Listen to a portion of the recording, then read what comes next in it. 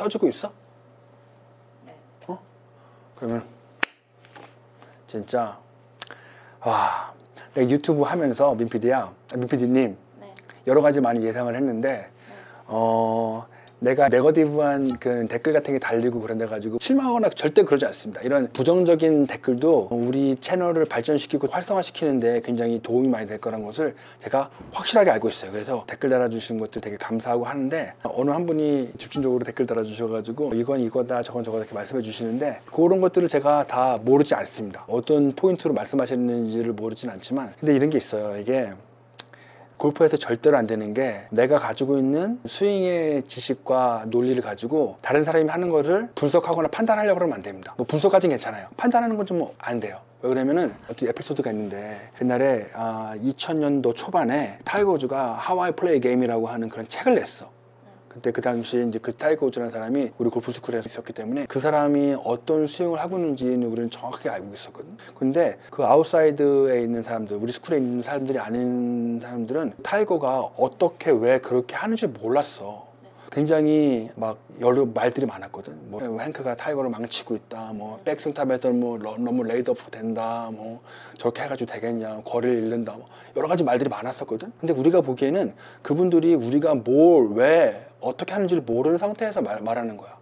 우리는 어떤 이유와 논리를 바탕으로 클럽 샤프트가 이렇게 올라갔다가 이렇게 내려가진다는 거를 바탕으로 해가지고 이제 뭐 손의 움직임과 몸의 움직임을 다 하는 건데 그분들은 이제 내가 하고 있는 거랑 얘가 다르게 하네? 그러니까 쟤는 잘못된 거야. 그렇게 판단하시는 것들이 거의 대부분이야. 예를 들어서 클럽의 페이스가 지면과 평행한 곳에서 테이크어웨이 갈 때 클럽의 페이스가 척추각과 동일해야 된다고 하시는 분들 있잖아. 그런 분들의 스윙하고 내 스윙하고 완전 다른 거야. 클럽의 샤프트가 지면과 평행 구간에서 척추각과 똑같아진다면 거의 대부분은 스윙 플레인에 대해서 인사이드로 들어가게 돼 있어.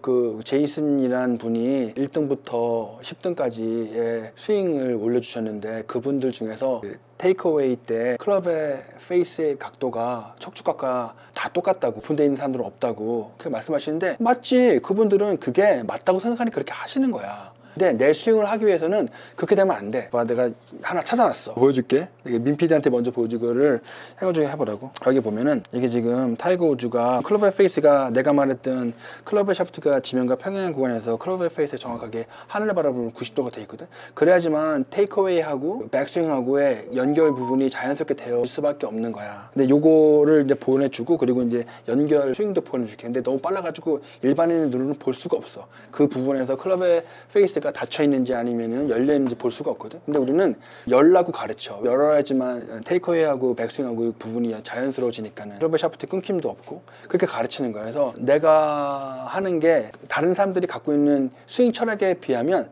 좀 달라 보이고 틀려 보일 수가 있어. 그렇다고 가지고 내가 틀린 건 아니야. 내가 갖고 있는 논리에 의해서 지렛대 원리라든지 관상의 법칙이라든지 관상의 법칙은 이제 다음 편이나 다다음 편 정도의 말을 할 건데 그 관상의 법칙에 의해 가지고 그 백스윙과 다운스윙의 거울 이미지 같은 거 설명할 때 보면은 이런 원리에 의해 가지고 클럽 샤프트 이렇게 올라갔다 이렇게 내려와야 되니까는 클럽 페이스도 그 부분에서 정확하게 열려야 되는 거라거나 하는 것들을 나는 내 나름대로 논리를 가지고 설명하는데 뭐 되게 단정지어서 클럽의 페이스는 지면과 클럽의 샤프트가 평행할 때 정확하게 닫히는 게 맞습니다. 그렇게 딱 해버리면 힘들어지는 거지. 이야기가 힘들어지는 거야. 그리고 또 그 백스윙으로 올라갈 때 클럽의 페이스에 열고 닫는 것은 수피네이션하고 프로네이션이 많이 되는 거지 손목의 카킹은 관여가 안 된다고 말씀을 하셨는데 제가 좋은 실험 하나 보여드려 볼게요. 이쪽으로 가시죠. 자, 제가 지금 백스윙 탑입니다. 백스윙 탑이에요. 이게 왼쪽 손등하고 클럽의 페이스하고 똑같은 것을 이러고 있죠. 제가 여기를 잡고서는 이런 프로네이션하고 이런 수피네이션을 하지 않겠습니다. 잡고 손목에 카킹만 한번 해볼게요. 이렇게 하고 이렇게만 해볼게요. 클럽의 페이스가 어떻게 되죠? 이거는 정확하게 스퀘어한 상태예요. 근데 손목을 이렇게 익스텐션을 하잖아요.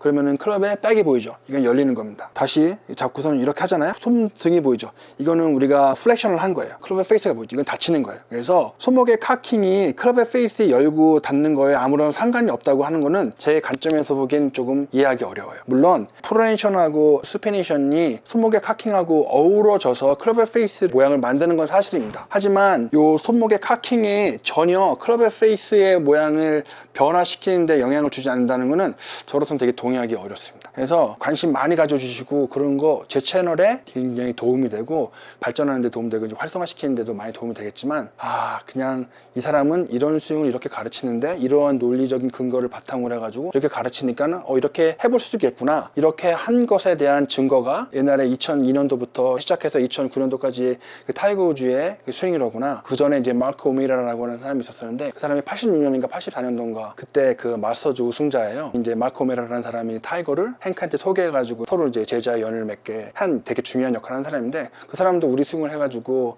그 마스터즈라는 곳에서 우승하고 한때 한 시대를 막 풍미했던 그런 사람들이거든요. 그래서 저의 스윙이 굉장히 근본이 없거나 아니면 제가 갖고 있는 뭐 상상력에 의해서 하고 그러는 게 아니에요. 그런 것들을 이해해 주셨으면 좋겠고, 그리고 타이거의 스윙을 우리 행크에 망쳐놨다고 말씀하신 분들도 있는데 그건 아까 제가 말씀드렸듯이 잘 몰라서 하시는 그럴 수도 있어요. 물론 그분들이 더 잘 알아서 그렇게 말씀하시는 거일 수도 있는데, 일단 단순하게 생각을 해보면요, 타이거가 우리랑 같이 있었을 때 우승 확률이 얼마였는지 아세요?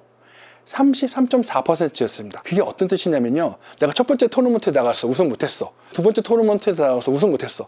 그럼 세 번째 토너먼트는 무슨 일이 있어도 우승을 한다는 뜻이에요. 한 사람이.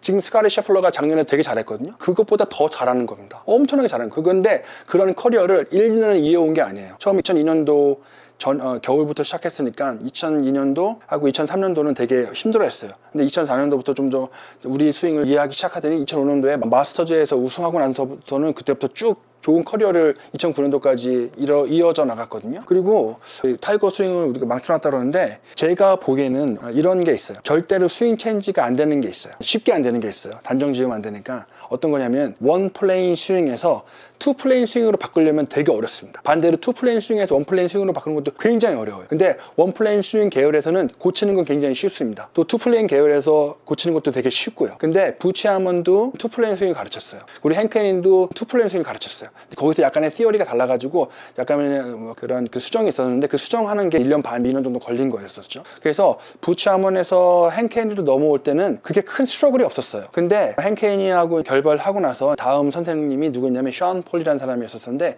그 사람은 D플레인에 이거까지 얘기하면 너무 길어지는데 그 D플레인이라고 하는 핫한 티어리가 있어요. 그 티어리를 바탕으로 한 그 아우트 인 스윙을 하는 사람이에요. 그래서 션 폴리의 주 무기는 페이드입니다. 파워 페이드. 근데 우리 부치 아먼하고 행케니에 때까지 이어온 타이거 우즈의 스윙은 드로우였었고요. 그래서 드로우 스윙에서 페이드 스윙으로 가는 건 굉장히 어렵습니다. 그래가지고 제가 보기에는 그 과정에서 타이거가 약간 좀 기회를 잃지 않았나 싶어요. 그렇다고 해서 제가 그분들이 망쳐놨다는 표현을 쓰고 싶진 않아요. 샤운 폴리라는 사람도 굉장히 대단한 사람이거든요. 그 사람이 자기가 갖고 있는 뭐 총 역량을 다해서 타이거를 고치려고 했었었는데, 타이거를 다시 정상으로 올려놓으려고 했었었는데 그게 안 된 거니까 뭐 누구를 블레임하고 싶진 않습니다. 그냥 그렇게 된 것 뿐이에요. 그리고 또 한 가지는 미국에서 그 타이거 우즈하고 행케니하고 이렇게 결별했었을 때 어떤 표현을 썼냐면요, Hank resigns Tiger's coach, 그런 말을 썼어요. 그런데 행케니 이후에 모든 코치들은 어떤 표현을 썼는지 아세요? ESPN에서 Tiger fires 누구누구누구.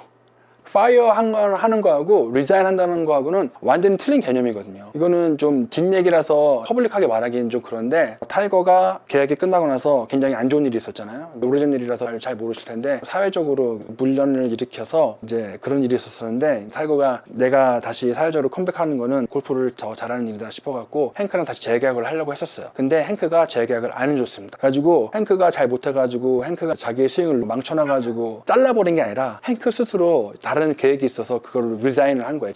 그렇습니다. 하여간 그런 것이 있습니다. 그리고 뭐 여러 가지 말들이 많았어요. 아까 여기서 클럽의 샤프트가 지면과 평행한 구간에서 클럽의 요 페이스, 요 리딩 엣지가 우리는 지면과 직각을 이루어야지 된다고 그러는데, 그 또 한 가지 다른 사람들 다 이렇게 했었거든요. 그렇게 되면 클럽 페이스 인사이드로 들어갈 확률이 높아요. 그리고 또 한 가지는 뭐가 있냐면, 백스탑에서 제가 지난번에 말씀드렸었는데 여기가 이렇게 됐었어요. 손목을 피는 게 우리가 하는 거였었어요. 지금 뭐 옛날 자료들을 찾아보면은 정확하게 여기 오리지널 스윙 플랜에 대해서 정확하게 딱 올라가가지고 이렇게 되는 경우도 있는데 약간 이렇게 레이드 오프 되는 경우가 있었어요. 그걸 보고 그때 당시 카멘테이터 중에 그쵸, 닉 팔도라는 사람이 있었었는데 그 사람이 엄청나게 많이 비판을 했어요. 백스윙 탑에서 너무 레이드 오프가 된다. 그래가지고 막 난리가 났었거든요. 근데 우리는 백스윙 탑에서 정확하게 이 오리지널 스윙 플레인과 이 클럽의 샤프트 왼쪽의 팔이 평행하지 않으면은 약간 레이드 오프가 약간 스티프한 것보다 더 낫다고 생각하는 사람들이었었어요. 이거는 처음 들어보셨을 거예요, 진짜로. 왜 그러냐면요, 역학상 백스윙 탑에서 이렇게 살짝 레이드 오프가 되잖아요. 그러면 거기서 손을 내려 내려요. 그럼 살짝 뒤쪽에 있어요. 클럽의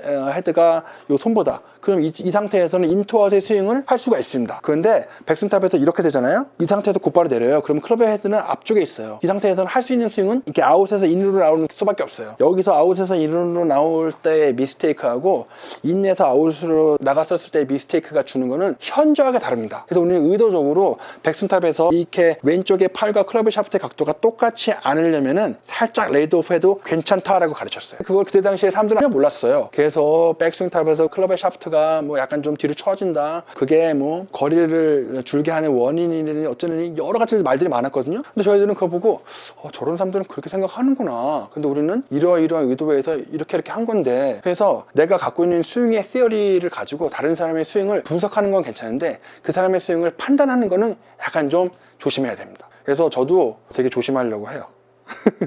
그래서 우리 학생 중에 하나가 질문을 했는데, 이민우 선수가 되게 핫한데 우리한테 레슨 받으러 오면 이민우 선수 스윙 고칠 거냐고 물어보더라고, 나한테. 그래서 프로님 어떻게 하실 거예요? 이민우가 와가지고 레슨 받는다 그러면은, 이민우? 야, 이민우 스윙이 얼마나 좋은데 그러면 아무것도 고칠 게 없어요? 그러면 그렇진 않지. 내가 보기에는 이민우 선수의 풀샷 루틴이 어떠냐면, 자, 여기서 손목에 카킹을 해가지고 여기까지 가는 거를 정확하게 몇 번을 해요. 근데 실질적인 스윙은 여기서 살짝 클럽 헤드가 높아집니다. 여기서 살짝 레이드 오프가 돼요. 그런 상태에서 스윙을 하는 거예요. 그쵸? 그러면은 이민우라는 선수가 여기서부터 여기까지 갈 때 우리가 원하는 그런 스윙의 플레인대로 정확하게 가려고 하는데, 실질적으로 스윙을 하려면은 약간 좀 바깥으로 나가잖아요. 그쵸? 그럼 그건 뭐예요? 그 친구도 오리지널 스윙 플랜에 대해서 정확하게 똑바로 올라갔다가 똑바로 내려오길 원하는 거예요. 근데 그게 잘 안 되는 것 뿐이지. 근데 그 부분에 대해서 내가 좀 도움을 줄 수가 있는 거겠죠. 근데 그 친구 앞에서 정면에서 찍은 거 보면요, 어깨 턴하고 이런 것들이 굉장히 좋습니다. 완성도가 굉장히 높은 스윙이에요. 근데 만약에 허인의 프로님 스윙 있죠? 그 프로님 스윙도 굉장히 좋은 스윙입니다. 굉장히 좋은 스윙이에요. 뜯어 고칠 게 없어요. 그런데 스윙 중에서 어떤 스윙을 하려고 하는데 그 스윙의 완성도가 좀 떨어지는 스윙이 있어요. 그럼 스윙은 아무리 그 선수가 성적을 잘 낸다거나 아니면 공을 잘 친다고 해도 제가 보기엔 약간 좀 안 좋은 스윙이에요. 그런 식으로 판단을 할 수는 있지만, 이 사람 스윙이 뭐 내가 생각하는 거랑 다르니까 완전히 틀린 스윙이다, 그렇게 말할 수는 없습니다. 오늘 여러 가지 일에 대해서 얘기를 많이 했는데, 저의 스윙과 저의 유튜브의 방향에 대해서 더 이해하시는 데 도움이 되었으면 좋겠습니다. 다음에 더 좋은 내용으로, 더 좋은 썰로 돌아오도록 하겠습니다. 감사합니다.